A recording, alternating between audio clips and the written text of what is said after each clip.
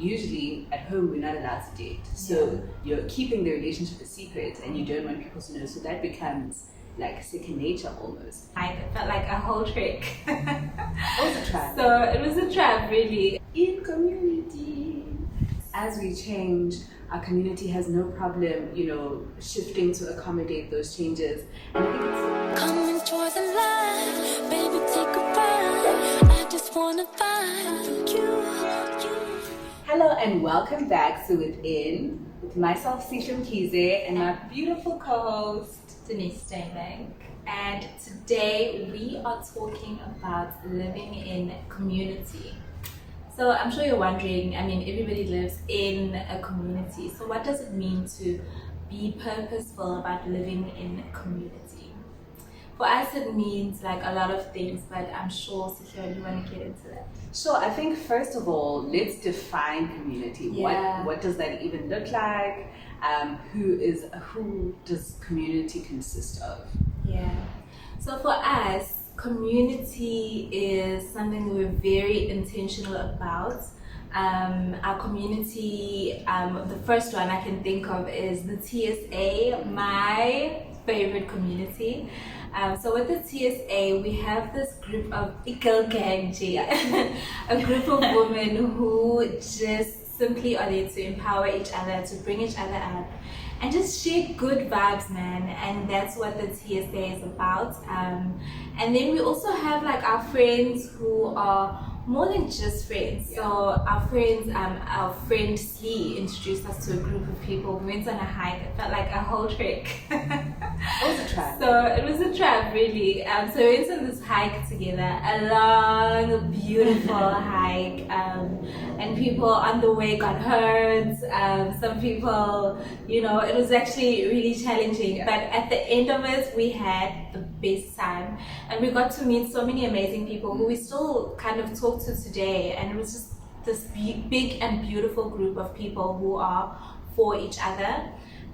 So that's some of the communities that we belong to, and we're intentional about how we facilitate each other in that community. So we share stuff about just our personal walks, our walks with faith, our walks, just interrogating questions. So it's like peer mentorship. So like we're mentoring each other and we ask like all of the important questions that we deal with in real life, in a setting that's safe, and that's like no judge zone, but also just very real.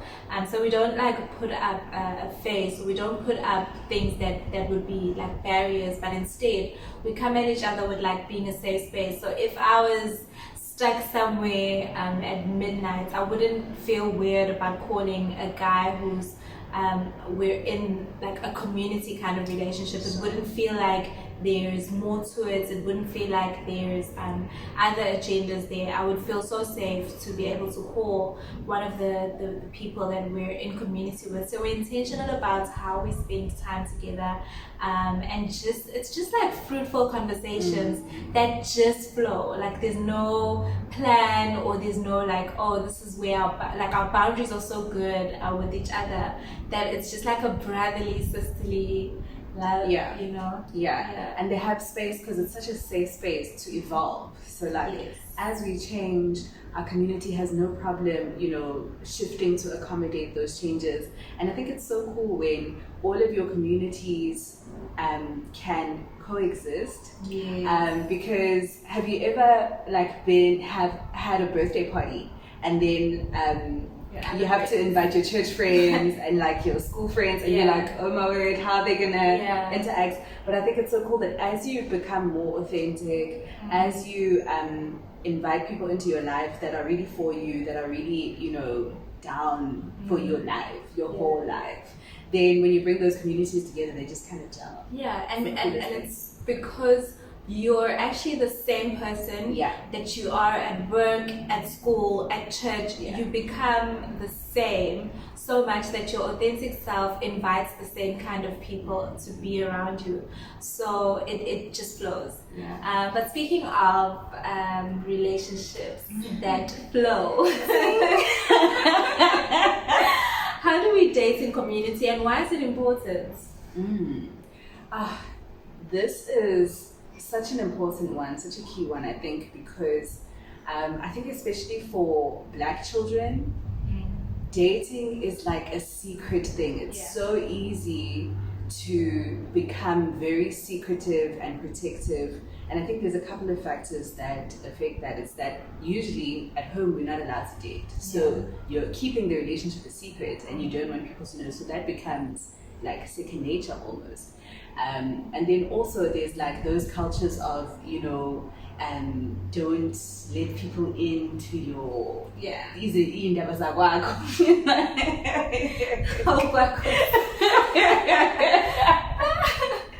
like there's that culture as well. So becoming intentional about dating in community can be quite challenging because you're bringing into people into a space that is quite sacred. A space where, you know, you really want this to work, you really want this person to be the one, but it's so valuable to get perspective from people who aren't like rolling in the deep, because being in love can be so intoxicating, and you miss certain things. So you can miss red flags, especially if you're in the honeymoon phase. But if you have a community around you who love you and that you trust, I think trust is the key thing. That I know you have my best interests at heart. I know that you have sound judgment. I know that your perspective is valuable. So then I can bring you in and say, friend, come and meet this person, and then you can tell me what you think. And it might happen that you are defensive about it. You just have to breathe through it and just be like, okay, I trust Denise. She has my best interest in heart, so I'm letting her into the space. And also, let's say you're further into a relationship and your partner triggers you. It might be difficult to remember the good things about your partner. And your community can remind you of those things, that this isn't all there is. Let's broaden your perspective. So dating in community, I think, is beautiful for those reasons. I love that, That's beautiful. I'm just thinking now, as you're speaking, that all sounds very healthy and conducive, but what happens when you have those friends from like high school, or you have friends from just different walks of life who may not have super sound advice or who may not be just on the same frequency that you're working towards? So what do you do with those people? Are you just like, oh, we can't be friends anymore because you're not like the community I'm trying to build? And how do you still maintain those relationships with people who don't quite fit into this new sort of community that you're building? What do we do with people like that? You guys aren't on brand for me anymore. So. And I think like that's the flip side of continually growing and evolving, is that a lot of things will feel like they don't fit anymore because you're constantly shifting who you are and what you value, and you're moving forward. And some people might not move when you move, or in the direction that you're moving even. But I heard an amazing saying the other day. It goes, he who does not know one thing knows another. So a person might not be aligned with you, or may not give you the advice that you feel like you need to hear in one area, but they might still be valuable to you in another area. Maybe for fun, you know. Also, you know, so friends play so many different roles in our lives. So I think the main thing is to not be so hasty about cutting people off just because, you know, you can't do this particular thing with them anymore. Or you don't like going to the club anymore and they like going to the club. That's fine. That doesn't necessarily mean that you guys can't be friends anymore. But we do always advocate for having people around you that you like. You know, very important. So if overall they're not feeling like a safe space, then maybe you'll need to evaluate that.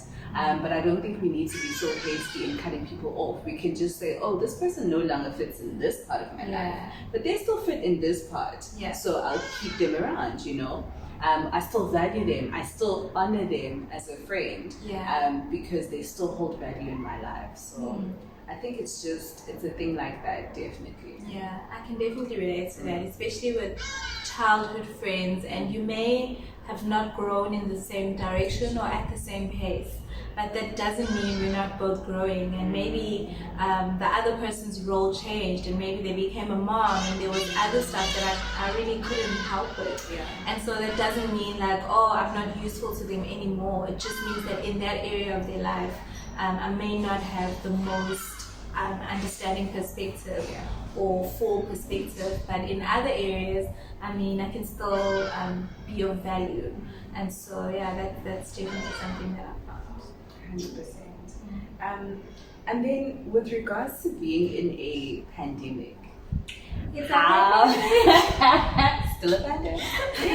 How has community changed? How have you dealt with the challenges of being in community during a pandemic? Sure, there's such a big change, because where we could hang out for hours and just never want to leave and just have that community of like communication and just like getting different perspectives on things, especially like when it's a big group of like guys and girls mixed, we always get these varying opinions, and you always learn from each other. So we started like with house party. I remember last year, that was fun. Man. That was fun, and we could play games online, and then we also had like Zoom meetings that went on, and we just had conversation. There was not like plan or anything like, hey, we're about to discuss or whatever. No we agenda. just came through onto the Zoom, and we literally chat for like hours and hours about literally life, stuff we're going through, stuff we may still go through, decisions that you'll have to make in the future, and we just hang out. We also had like a prayer. When times were like really tough, we'd literally get together and pray online. Like we'll have a Zoom or WhatsApp, depending how many people, even like birthdays, group calls, all of that. So we've had to learn how to adjust, and there's some people who are like, I don't like phone calls. There will be those people, but we all had to, that uncomfortable growth and that uncomfortable learning to communicate in new ways. And voice notes have been helpful, just that connection, that whatever you can use to bring connection, we did that. And then when we could have one-on-one dates, we do that as well. And just spending time, quality time, whichever way we could. And so maintaining that community, because it's so easy to feel isolated. It's so easy to feel like I'm alone in this, and I can't expect people to come to me, or I can't expect people to risk their safety and be in each other's spaces. So we found ways around it, and we maintained. We fell off a little bit, because it is tiring. It really is tiring. You've got work Zooms, you've got everything Zoom, so it is tiring, but it is so worth it to show people that, hey, I'm willing to go the extra mile for our community to still stay intact. Yeah, definitely. We're still learning to navigate it even now. Even learning to, because I'm not like a physical touch person at all. I think neither of us are.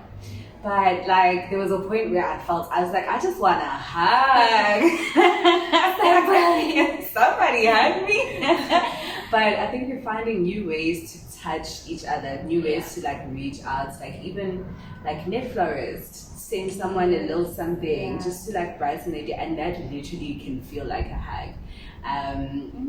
So it's just prioritizing community, knowing that it's important, and if there's a barrier to it, I need to find a way around it, because I'm going to be in community. Such a safe space, and it's so important for our generation to learn new ways of interacting. When you have a friendship with a guy, it doesn't have to be a romantic one.